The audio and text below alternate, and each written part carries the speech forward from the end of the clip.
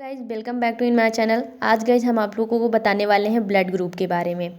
Blood group की खोज land Steiner नामक विद्वान ने किया था एंड वीनर ने भी। ब्लड में प्लाज्मा और आरबीसी पाया जाता है। जो प्लाज्मा होता है उसमें एंटीबॉडी पाया जाता है और आरबीसी में एंटीजन पाया जाता है।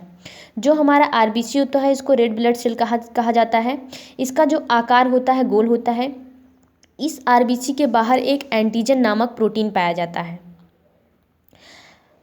जो यह एंटीजन है यह ग्रुप का निर्माण करता है। इसी एंटीजन के थ्रू ही ग्रुप को देखा जा सकता है।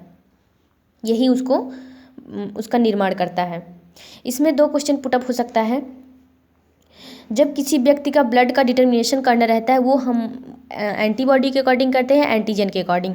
तो हमारा आंसर होगा एंटीजन के अकॉर्डिंग हम ब्लड का डिटर्मिनेशन करते हैं। दूसरा क्वेश्चन ये पुटअप हो सकता है एंटीजन कहाँ पाया जाता है।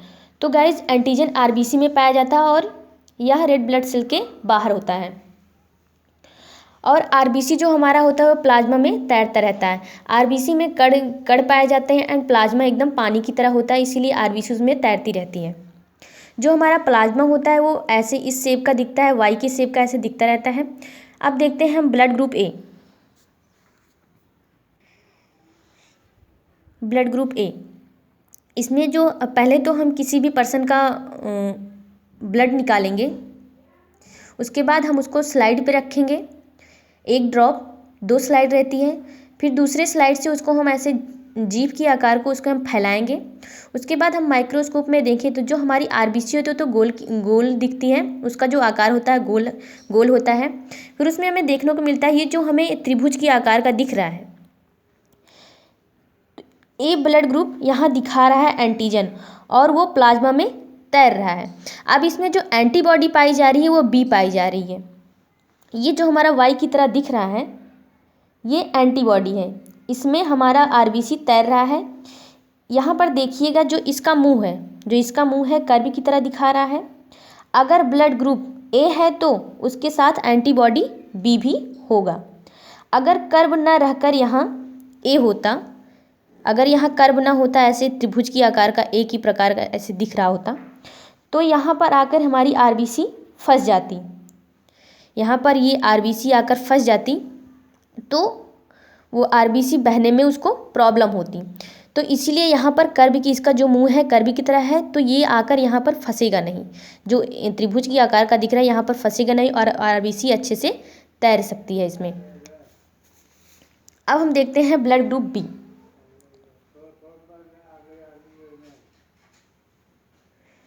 अब इसमें देखते हैं हम ब्लड ग्रुप बी। जो हमारा ब्लड ग्रुप बी होता है उसमें कर्व की तरह दिखता है और जो हमारा एंटीबॉडी होता है वो इसमें एक ही आकार का ऐसे त्रिभुज की आकार के ऐसे दिखता है।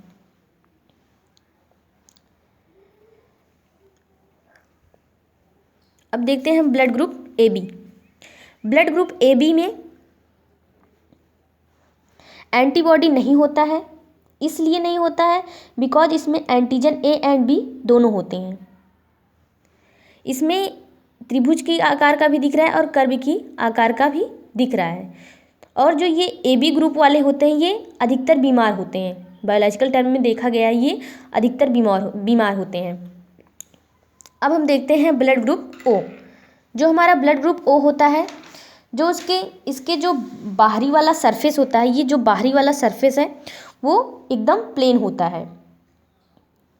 अब प्लेन होने से ये फ़ायदा है कि इसमें ए और बी दोनों प्रकार का एंटीबॉडी पाया जाता है और जो हमारा आरबीसी रहता है इसमें अच्छे से फ्लो होगा और कहीं भी फंसेगा नहीं।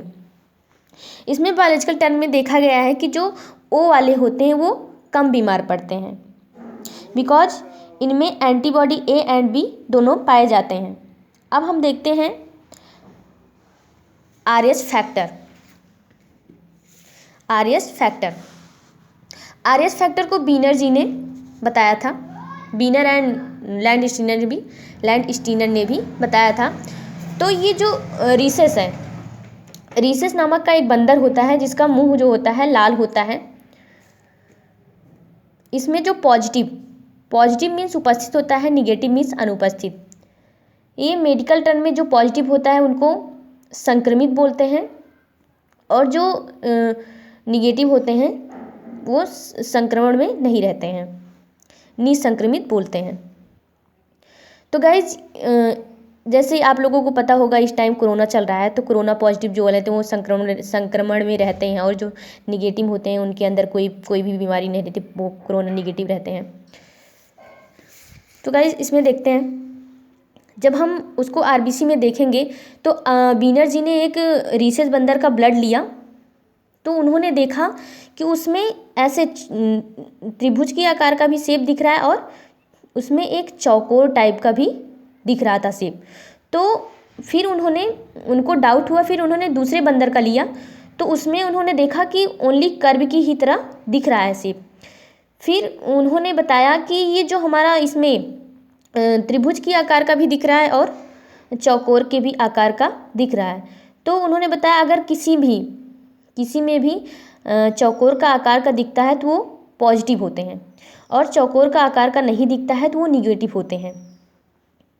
ये RH पॉजिटिव है, ये RH निगेटिव है। जो हमारे डोनर होते हैं वो O निगेटिव होते हैं, जो रिसीवर होते हैं AB पॉजिटिव।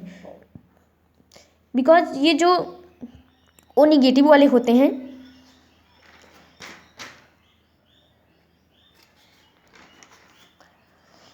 ये जो होते हैं यूनिवर्सल डोनर होते हैं।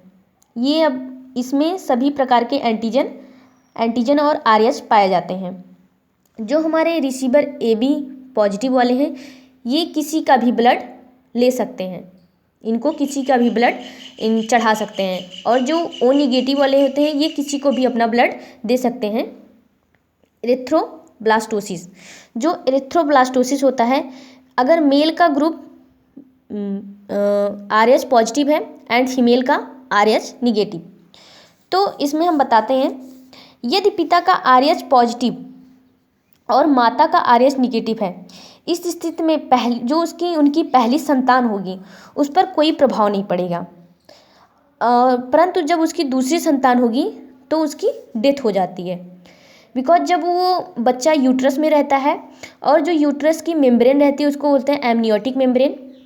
जब बच्चा जब टाइम हो जाता है उसका डिलीवरी का, तो जब जो उसकी यूट्रस मेम्ब्रेन होती है जब वो फटती है, तो जो मेल एंड फीमेल का RH होता है वो मैच कर जाता है, तो जिससे बच्चे की डेथ हो सकती है।